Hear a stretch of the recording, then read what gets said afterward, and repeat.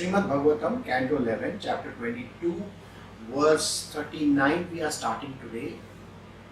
We had done verse 38, so I will just give you a small recap of the verse. It says, the mind, when it is involved in fruitive activity, the senses also get involved in it, and it goes the way the material world moves. That means it sees the right and the wrong, the good and the bad, the white and the black.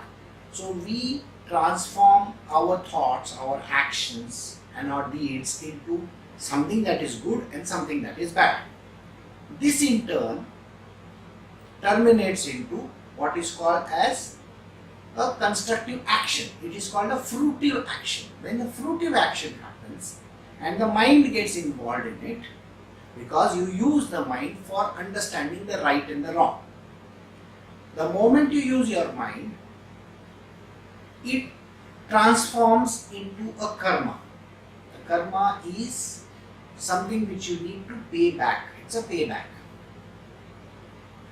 This leads us to future lives. That means we will be reincarnated many number of times because the karma will never end.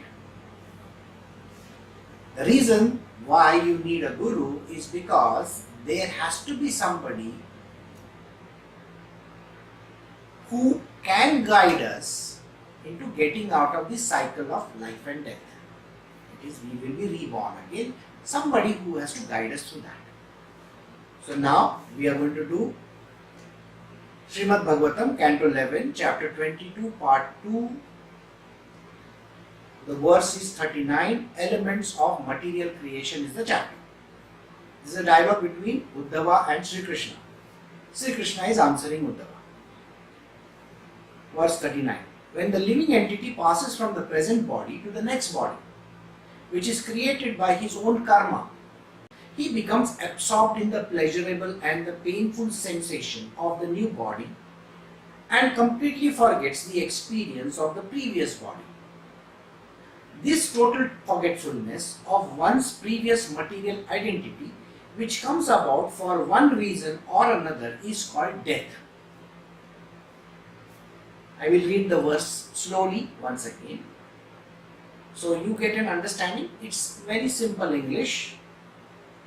When the living entity, that is us human beings, passes from the present body to the next body, which is created by its own karma. That means whatever karma that the person has done, it is getting it the next body. It is literally like buying a ticket for the next one. He becomes absorbed in the pleasurable and painful sensation of the new body and completely forgets the experience of the previous body. This total forgetfulness of one's previous material identity, which comes about for one reason or another, is called death. So now, what does this entire verse mean? The first concept which got introduced was rebirth. Why does rebirth happen? A simple material worldly answer is, rebirth happens because there has to be some repayments to be done. We have to repay certain things. What is the repayment? Now it so happens that if you recollect, in the Bible there is a story of Adam and Eve. What happened to Adam and Eve? They were in the Garden of Eden. Later on they ate the fruit. I'm just making it very compact. They had two children.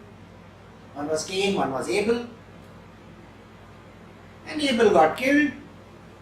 Now, this story started here. Just imagine, there is a story which begins somewhere. So at that point in time, the eating of the apple or whatever fruit that was supposed to be, the murder. Two crimes got committed. Something which was not supposed to be done got committed. That means there were laws at that point in time. Do you agree with me? There were laws. So you cannot kill somebody. That is a law. You cannot eat forbidden fruit. That is a law. So there are laws. You cannot do this, you should do that. You can do this, you can do that. These are the things which are mentioned. So then where was the problem? The problem started when Cain killed Abel. Then what happens? There is no way of knowing what happened thereafter. So this explanation stops over there. And the idea of hell and heaven was introduced. What is heaven and hell? We have always thought, there is one heaven where you go and enjoy, and there is one hell where you get roasted, toasted or whatever. Right? This is basically what we think of. Now think about it. Why would somebody want to, after death, when you don't have a body, what is the point in going to a rotisserie? Or going to a place where you are going to be put through torture. Why should a person do that? And why is it that somebody who does something nice goes to a place where he gets to enjoy all the good things in the world? Think about it. What does all this mean? The concept itself is flawed because the idea that somebody is not going to get something and somebody is going to get something, for what reason? So there is, in our material world we have, the carrot and the stick, we use this method which is called carrot and the stick. The stick is given to a person who doesn't obey you, and carrot is given to a person who obeys you, who does something in life. If that was the case, then your question would be, why is it that there are people in this world who may be the biggest villains in this world? Why do they have so much money? Why do they have so much of wealth? Why are they becoming presidents and prime ministers of countries? Think about it.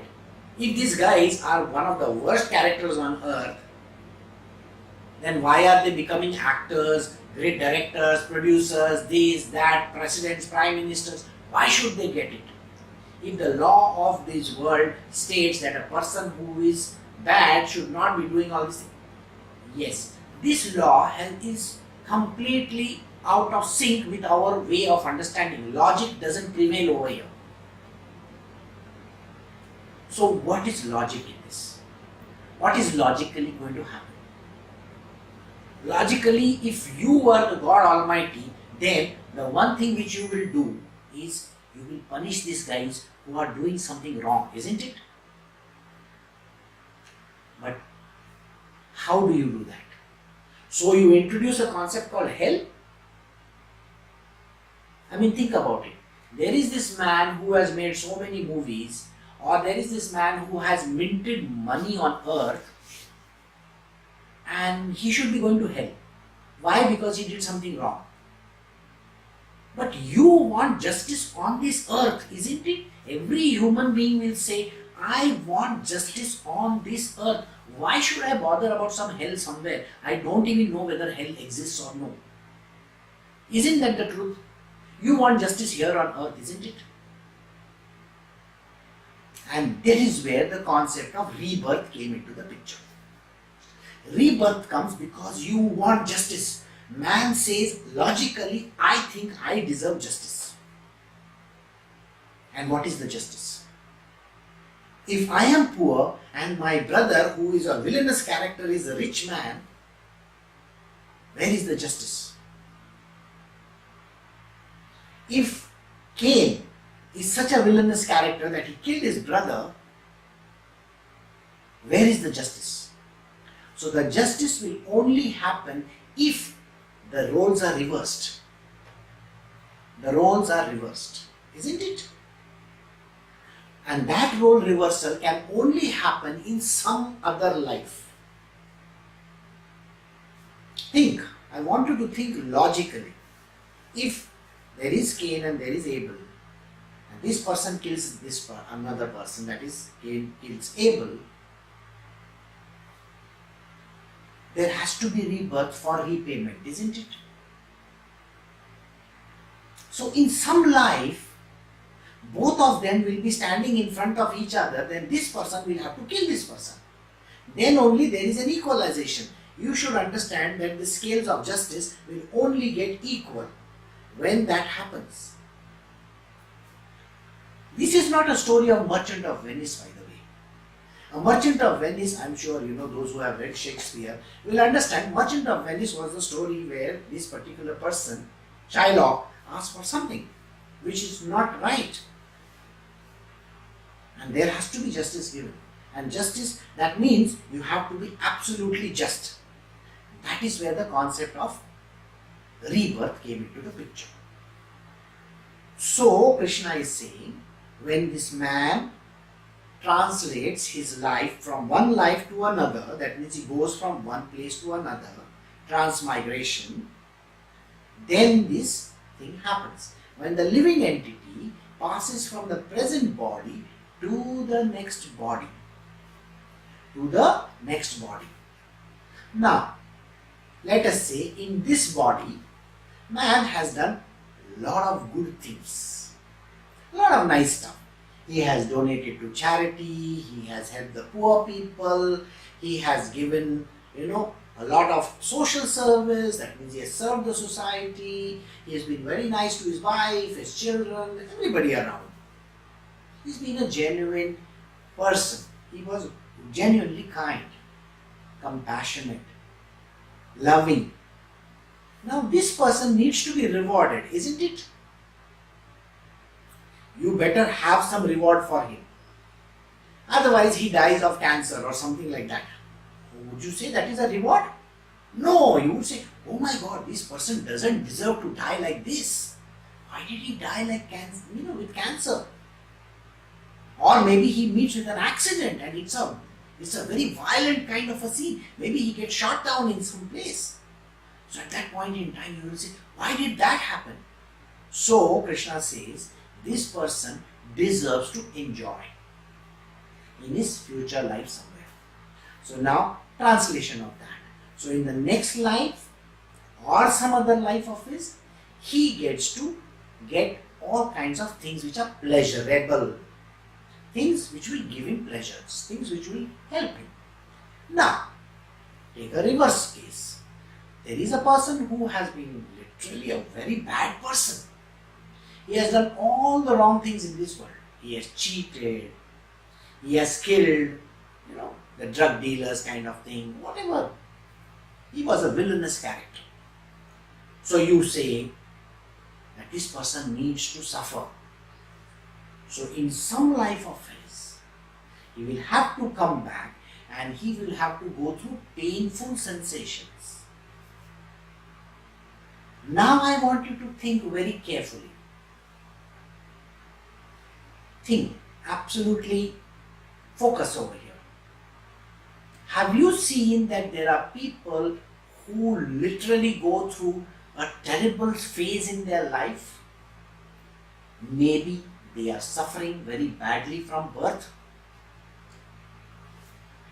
They have congenital diseases.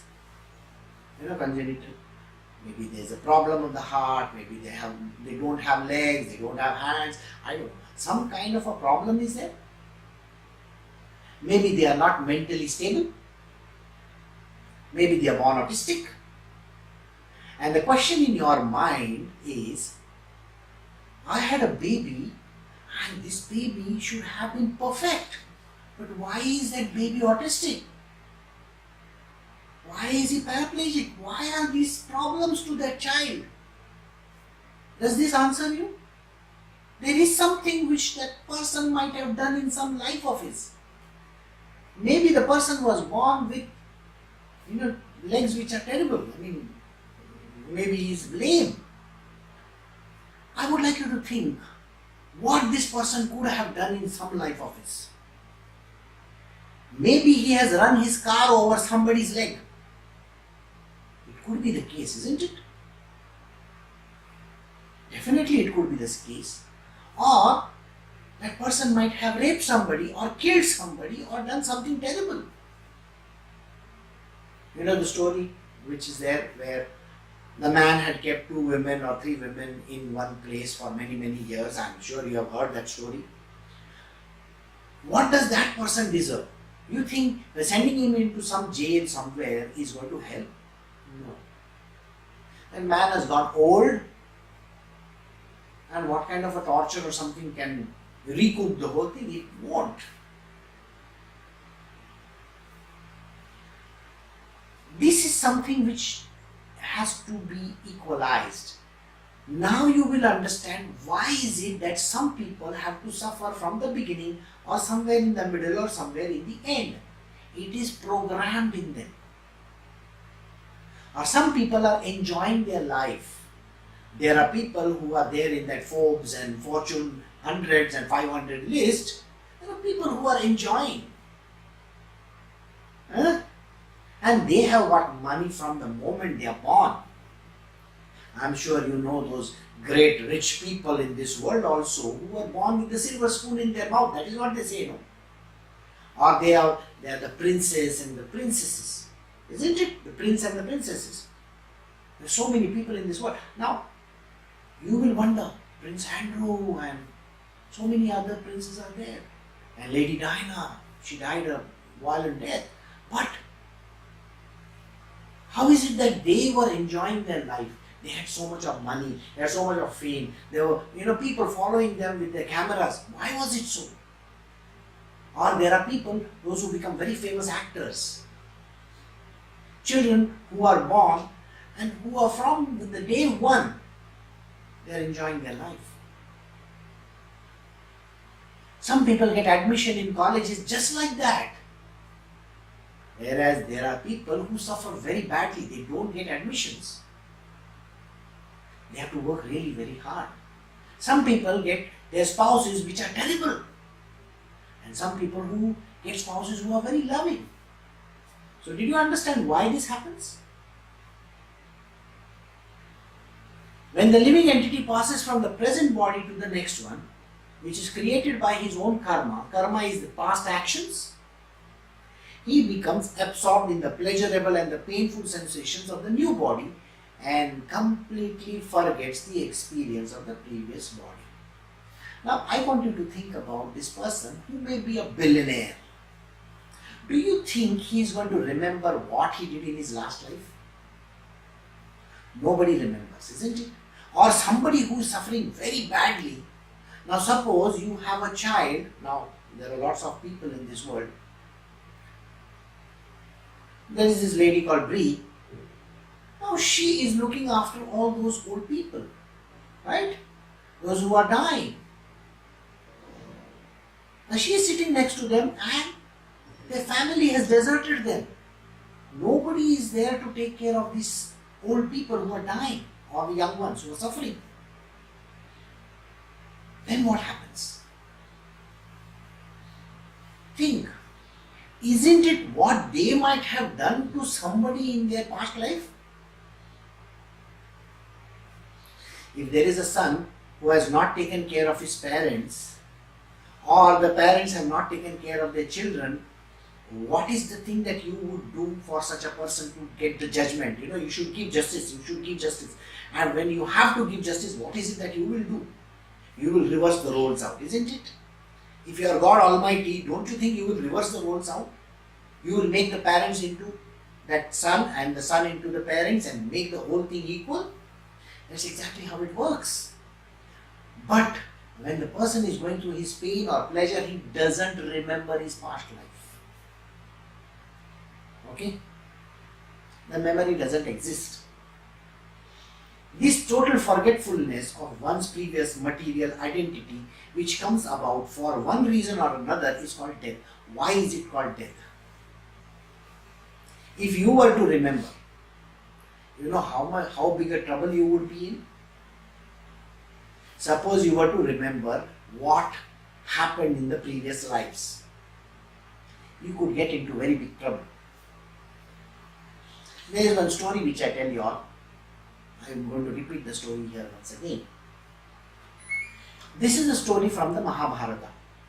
It's an epic. Bhishma Pitama, is lying on a bed of arrows. He's lying on a bed of arrows. Now Bhishma Pitama was a very spiritual person. Though he was fighting with the enemies and against Krishna and Arjuna, when on his deathbed, by the way, he had Ichha Mrityu. That means he could die whenever he felt like. So, in the end, he calls Krishna over and asks this question to Krishna. He says, Krishna, can you please tell me what wrong have I done to lie on this bed of arrows for so many days? I have not done anything wrong. So Krishna says, you are such a great person. You remember all your past lives, isn't it? So Bhishma says, yes, I do remember all my past lives. So Krishna says, do you recollect a life when you were a king of a particular country? And Bhishma says, yes, I do recollect that. Do you remember on this day you were going through the jungle? And Bhishma says, yes, of course I remember that. Do you remember what happened when you came across a dune, a particular place? He says, when I was riding my horse, suddenly I found a chameleon, that small creature. It was crossing the path. Then Krishna asked him, what did you do? I stopped my horse just in time. Otherwise the horse's leg would have crushed that chameleon. Then what did you do? I removed my sword. I gently lifted the chameleon and put it on the side of the road. Krishna says, that is the reason why you are suffering today. He says, what are you talking? I saved the chameleon and you are telling me because I saved the chameleon, I should suffer like this? Krishna says to him, do you know what happened to the chameleon after that? You dropped it on a cactus plant. And you know cacti? You know the cactus, how it is? It has got those multiple thorns. Just imagine a creature falling on the thorns. Doesn't it look like exactly how Bhishma Pitama is lying over those bed of arrows? At that point in time, the right and the wrong thing came into the picture. Immediately Bhishma Pitama said, but don't you think I was doing good to that creature? I was trying to save him from getting crushed under my horse's hooves. And Krishna says, think about it. If God has programmed the death of that creature under the hooves of your horse, who do you think you are to save the creature? Any which way it was programmed to die with your hands. So you lifted it and you put it on the side, it fell on the cactus and it died a miserable death. So finally you killed him. This was programmed in the system. But you used your mind to try to save the creature. This is a very, very difficult lesson for anybody to understand. Please. When we think, I am doing good to this world, or when you think that there is something that I should do, a villainous act, some bad acts, your mind has come into play. And remember the previous verse where I told you, naturally occurring actions which do not involve thought process, do not incur karma. But the moment you start thinking that this is good or this is bad, this is right or this is wrong, you have incurred karma. Natural actions. Natural actions, what are they? You will find that the breeze is blowing very hard and suddenly a branch of tree drops on somebody and kills him. You have seen, Is it a natural act? It is 100% a natural act. Do you have anybody to blame? Nobody except God. We can say God did that. So this action doesn't involve anything. Whereas a thought out action, I will ensure that this happens. It's a thought out action. That involves karma. Now I want you to remember yesterday's story. Do you remember yesterday's Star Wars we were talking about? Luke Skywalker is sitting in the mountains over there, and he doesn't get involved in any of those action sequences after he has done the first 2 episodes. You remember this? What is he doing? He has gone to the mountain to become a sage, a saint, or whatever you may call him.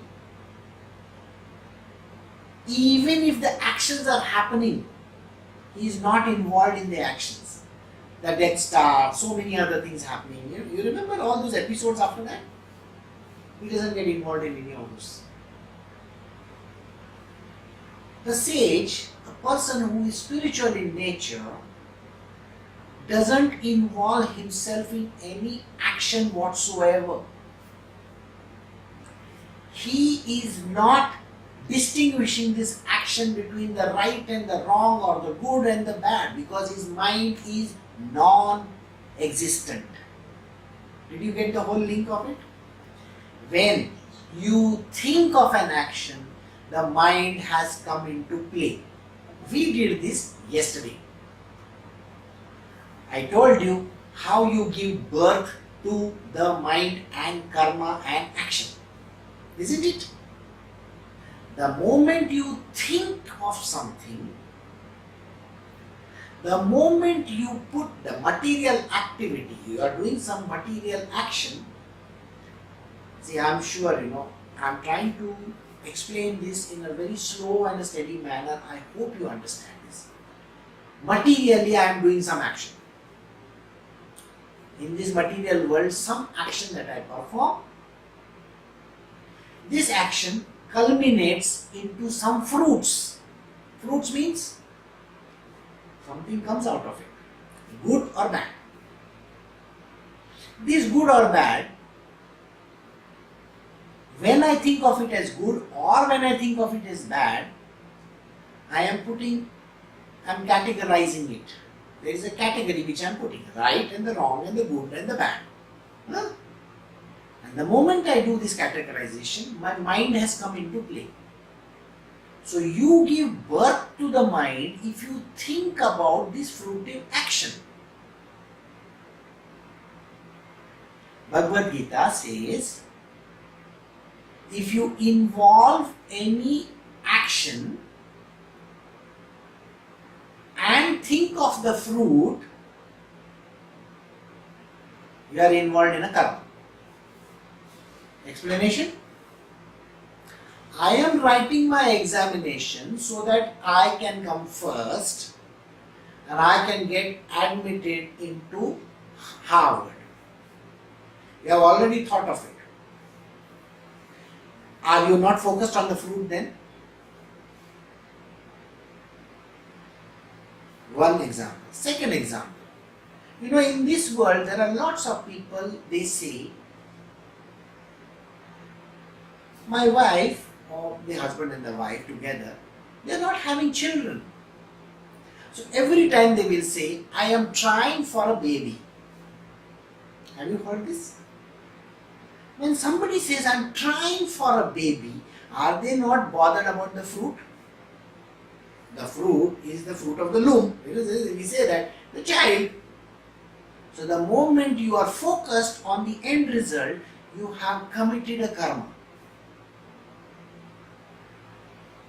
If you think that you have made some object and you are going to sell it, and you have already priced it to sell it, you are focused on the end result. Whereas the sages are not working like that. How do they work? They do work, isn't it? You have seen Jesus Christ also or Buddha doing something or the other. How do they work? They are not bothered about the fruits. They will do some act and they will go away from there. They will do another act, they will go away from there. They do the third act, they walk away from there. They are not waiting for some thank you or something like that. They are not waiting for somebody to say. Just imagine Lazarus. You know the story of Lazarus. He walks out of that tomb. And just imagine Jesus Christ is standing over there, gloating over it. Just think this situation. I gave him birth, okay. And then the wife of Lazarus says, thank you, dear Lord, I'm so happy. Jesus, you are the greatest thing on planet Earth. Oh my God, blah, blah, blah, blah, blah. And then the whole village fetches him. He says, they carry him on the shoulders and do a dance around the whole village. Is that what is required? Did Jesus do that? No. Jesus walked away from there. He just left that place. He never waited for any thank yous or whatever, the accolades that he may get. He was not bothered about it. He just walked away from there. But whereas look at us. You see, we are thinking, oh, I have done such a great job. I should get a Nobel Prize. What do you mean by Nobel Prize? Do you get the point? If you keep on thinking about what is in it for me, what is in it for me, that is called end result. If you are working in a company and you are thinking, oh, I deserve to be paid, I did so much of work. I'm sorry, you are bothered about end result. And this is what is going to keep you locked in karma. The sages do not work like this. You know very well. Those who know, those who have been with me, think about it. How many people have come and gone? Somebody is asking for the life. Somebody is asking for cure of cancer. Somebody is asking for their child to be saved. Somebody is asking for the people those who are going through this problem, that problem. If I keep on thinking like that and say, okay, I will grant you this. Come on, that is stupid. And just imagine, I am waiting for the results. Okay. Oh, I got cured. So, I got a job. Guruji, thank you so much. I want to give you $1 million for that. I'll tell them, this is the door. Get out from here. I'm not interested in your money. Neither am I interested in any of your, praises or something like that. If I have to bother about your praises or if I have to bother about what you're going to give me, then I'm the stupidest person on earth. I'm committing karma. I'm not worthy of telling you or teaching you anything. This is what happens. The moment your mind has come into play, you have started the action of karma, which means rebirth. See, the entire theory about rebirth has been explained to you over here. Okay? I don't want to elaborate further than this. I think you have got the gist of it. If you do any action in this world, do not bother about the results, number one. I'm just giving you some do's and don'ts, okay? Don't bother about the results. Don't bother about the whys and the wherefores. If you have certain things to do, okay, an example maybe. Now let us say you have some money in your pocket and your friend says, can you lend me $50? Now you have 100 in your pocket and you say, if I give him 50, I will be left with only 50, but I have to go and buy certain things in the market which is going to cost me over $100. How can I lend him 50?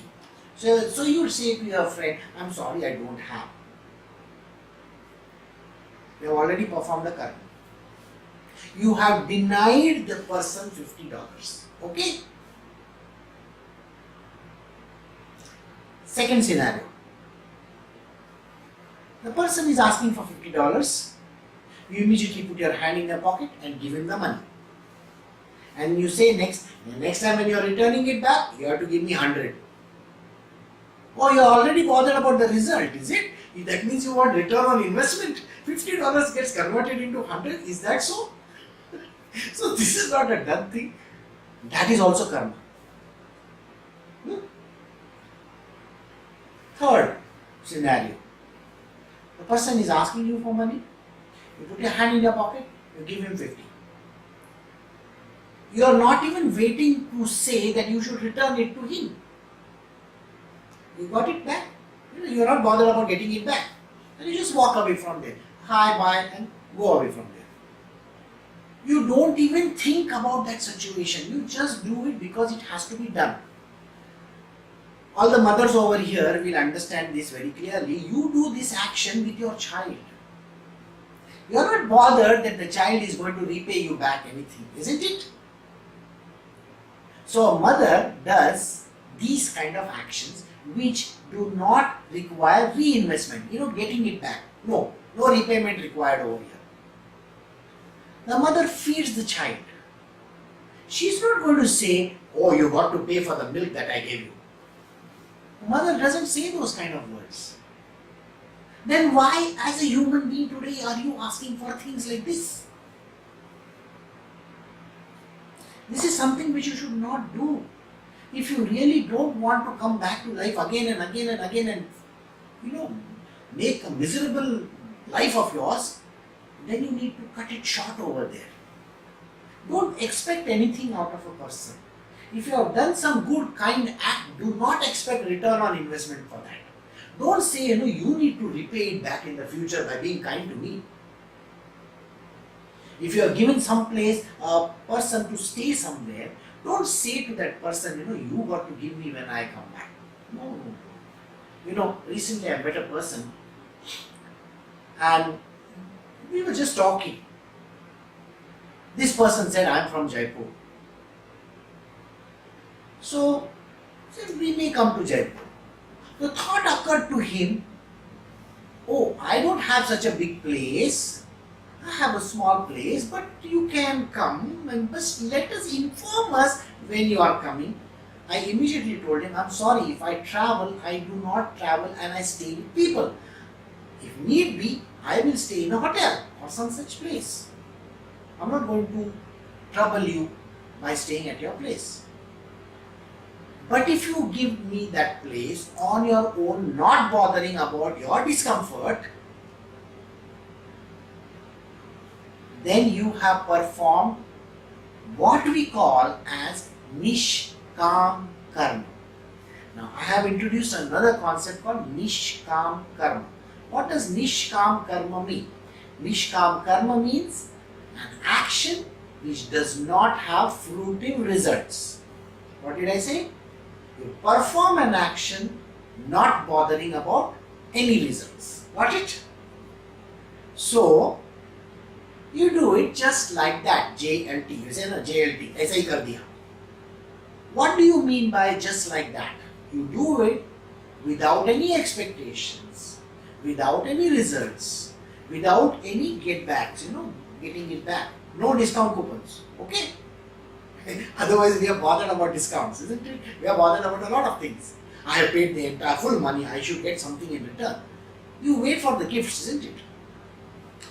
As a kid, when I used to go to this, there used to be a petrol pump next to my house. As a kid, now Christmas is coming around the corner. So I would go and stand, I was not a kid, I would stand in the queue over there, waiting for Santa Claus to give me some gifts. So I will sit on his lap and then Santa will give me something, some lollipop or something like that. I don't know whatever. And then I'll still keep on looking at him like this, expecting something more, and then he will give me something else. Oh, that is called expectation. In life we have expectations like this. This is where we have to put a stop to it. What is this nishkam karma? Nishkam karma means without expectation. Doing actions without expecting anything. Why do marriages fail? Do you know why marriages fail? It is not because of love or not because of hatred. It fails because we are expecting something out of the other person. The wife expects the husband to perform in a particular manner. The husband thinks the wife should be doing this. When you have expectations, there is no love. The term unconditional love means not to put any conditions in the way. So it means no scratching back. You understand what I am saying? There is a term, I scratch your back, you scratch my back. No such thing. Your job is to do your job unconditionally. If you love your husband not because he is getting money, not because he is doing something for you, not because he is, kind or whatever. No. You just have to love that person. Now think about what I was talking about when Jesus Christ was concerned. He gave unconditional love to everybody. Right? What did he do? He just gave. He just gave everywhere. Even when he was dying on the cross, he said these words, that nothing should happen to these people just because they do not understand what they are doing. He was very compassionate. He was not bothered, and he didn't tell his father, Father, I'm going to show these guys, next life I'll come and make a roast out of them. He never said these words to his father. Otherwise think, what we would do in these circumstances. I would say, I'm going to kill you, I'm going to do this to you, I'll do that. All those comics that you see, Tom and Jerry, or, the Roadrunner. You understand what I'm saying? Jesus Christ never said, I want to get even with these guys. He never said those words. On the contrary, he said, forgive them, Lord, because they do not know what they are doing. This is unconditional love. Then he is not expecting even retribution from anybody. No. This is what it means to be in love with a person. Don't expect anything. And when you don't expect anything, when there is no fruitive action, it is called nishkam karma, and that doesn't involve any kind of repayment.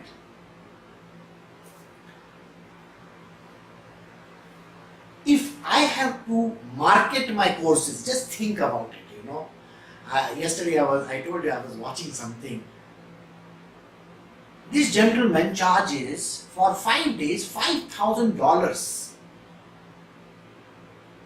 2,500 people attend his sessions. There is a payment at the end of it because he is going to give something to them. Just imagine, if I were to say, I am conducting a class and you need to pay me so much of money. That is the stupidest thing on earth. Here I am teaching you about nishkam karma and there I am going to charge you for it. No. This knowledge is free. Please understand this. There is no money involved. There is nothing. You don't have to pay me anything. It is free. It is for you to use in your world. Just the knowledge. And what is my happiness? My happiness is when my guru, I have a guru, you know that. My guru feels mighty pleased about me. And he says, you have done a good job. I am not bothered about he saying these words to me. But just to see that smile in his face, that's it. I am more bothered about that smile on his face. If I have to bother about, how many $1 million am I going to make? I have done so many good things, No.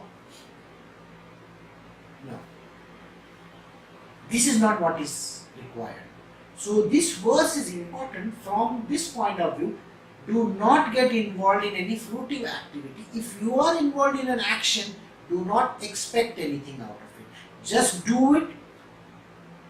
There's a rider over here. You understand riders are there? What is a rider? 100% effort. Don't say, I will put half my effort. No. You have to put your heart and soul in the job that you are doing.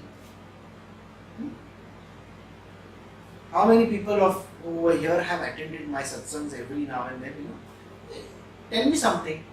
You have seen me at the beginning of the day at 4 a.m. in the morning, and you have seen me at 10 p.m. in the night also.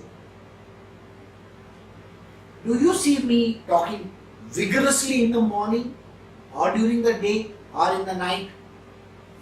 If I have to maintain my tempo or if I have to tell you something, I have to be good in the morning, in the afternoon, in the evening and in the night also. The same level of energy, the same amount of effort, 100% of what I have to pour in this. It's not half-hearted thing. I have to put my heart and soul in this and I have to work hard so that you can understand. So even if you are having a satsang at 9:30 in the night or at 12 in the night, I still have to be performing to the peak capacity that God has given me. Do you understand what I am saying? That means any job that you do, you need to put your heart and soul in it without expectations. So no end results you are bothered about. You are just going to do your job perfectly and move on to the next. Do the next job, move on to the next. Do the next job, move on to the next. It's just like that. 4 years, from the age of 28 to 32, Jesus walked and started doing all kinds of things in his life, After the Sermon on the Mount, do you think he took a break or what? Oh, I need a break, I'm going to the European nation somewhere, I'll go to France, maybe I'll enjoy my life. You think that's what he did? I'm sorry. Jesus Christ walked from there. He went to the next town, he went to the next town, then he went to the next, then he went to the next. That's what he did. The great people in life, they do not wait till the last day of her life. Mother Teresa was working. I'm sure you know this. Even she was a frail old lady, but was she not working to the highest capacity? And here there are people who at the age of 60 will say, oh, I need a break, I've been working all my life. I'm a senior citizen. Every time when I look at these people, I think about them, I say, oh, you are 70, 65, 70 years old and okay, if this is a time when you want to have children, you can have. My God, you are greater than Charlie Chaplins of this world or Hugh Hefners. And yet, when it comes to doing work, I'm an old man, I can't do this, I can't do that. What do you mean by old man and you can't do this and you can't do that? You've got to put your energy to the highest capacity, even if you are going to die in the last minute of your life, but don't expect anything. This is what he says. Otherwise, you get into the cycle of karma. Okay? I know this verse has been literally a drag for some. I'm sorry. But let us say, I hope you got the lessons of your life. This is very, very important. And the story of Bhishma Pitama is extremely important. Don't think you are doing something right in this world, okay? You just have to do it. No, I did good. Don't say that I did good. Just do what you got to do and move on. If you have to do something, just do it and move on. Natural actions are important. Oh, most charitable Uddhava. What is called birth is simply a person's total identification with the new body. One accepts the new body just as one completely accepts the experience of a dream or a fantasy as a reality. The next verse is equally important. There are lots of people in this world who say there is no Jesus Christ, there is no Bible, all that is fake, everything is wrong. And they say, oh, the Christians believe that this world started 6,500 years ago. And that's what they say. Are they wrong? No, they are not wrong. Let me prove it to you that the world started for them 6,500 years ago. This is a very, very dicey statement, remember this. When does your world start? The moment you open your eyes and you're born, isn't it? You agree with me? Your world begins the moment you are born. So what happened before that? I don't know. Isn't that the answer? I don't know. Have you seen your parents' birth? You understand what I'm saying? You can visualize your birth when somebody is taking, maybe shooting a video or something, and you can see it on the TV screen. You say, yeah, I saw my birth. Have you seen your parents' birth? Have you seen your grandparents' birth? No. So your beginning is the moment you started understanding, by opening your eyes and seeing in this world. This earth has undergone a lot of changes. There have been deluges, water covers the entire world. So many times. And every time when the water covers the earth, the next generation comes into existence. Now, there is a person over here who has done stories which are way before Noah.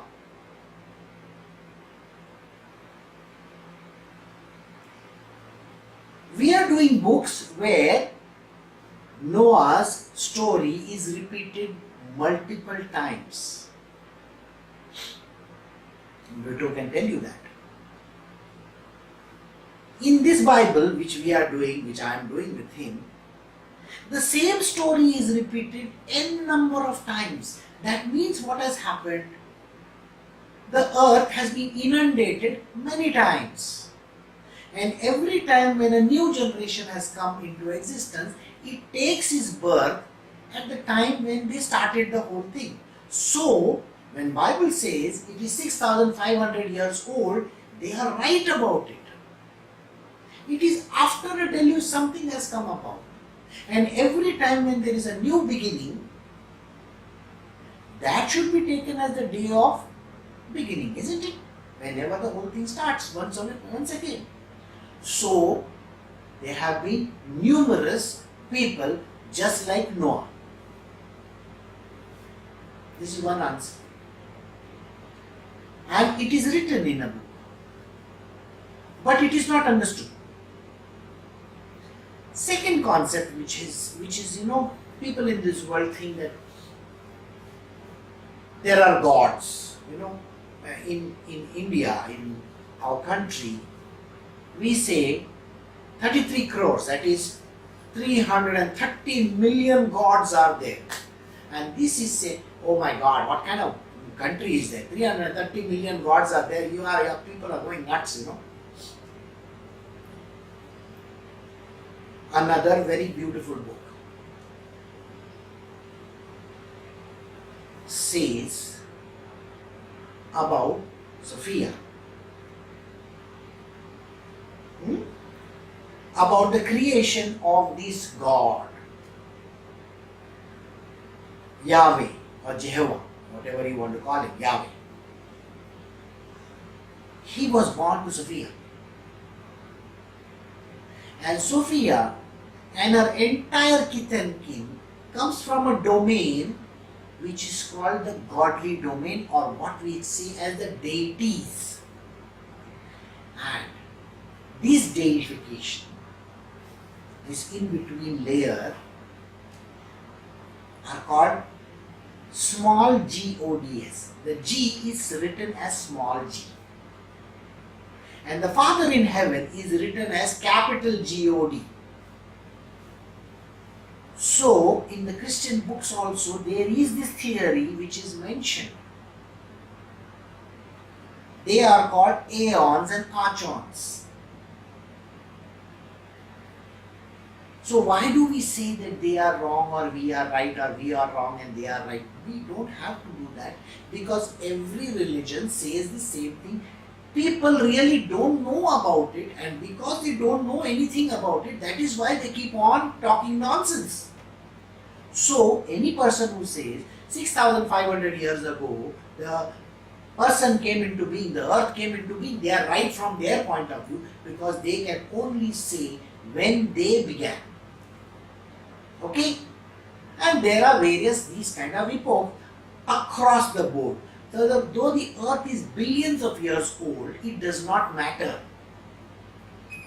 What the point? There is an explanation for everything. So, Krishna here says, what is called birth is simply a person's total identification with a new body. You can only identify yourself in that birth because of the body that you have. But you cannot identify what you did in your last life. Right?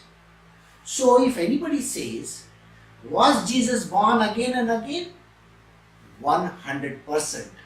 And when they say there is a second coming, of course there is a second coming. Who says there is no second coming? You think Jesus didn't come in the last epoch also? He came then also. And before that? Yes, of course. And before that? Yes, of course. It's an endless cycle of birth and death. Likewise, Krishna has been coming constantly. And you and I have been meeting in every life of ours. You may not believe this, but this is what it says. One accepts the new body just as one completely accepts the experience of a dream or a fantasy as reality. So, birth gives us the knowledge that we exist in this world, and our knowledge says, I have a body. So we will stop over here. This is what the verse ends at. So next time onwards we will do verse 41. So I will do a small recap of what I said today. Everybody gets a new body. They forget about what they did in the past one.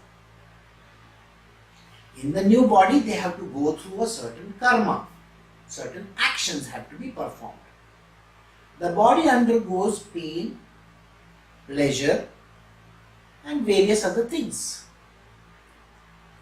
Identification with the body makes us think about the pleasure and the pain.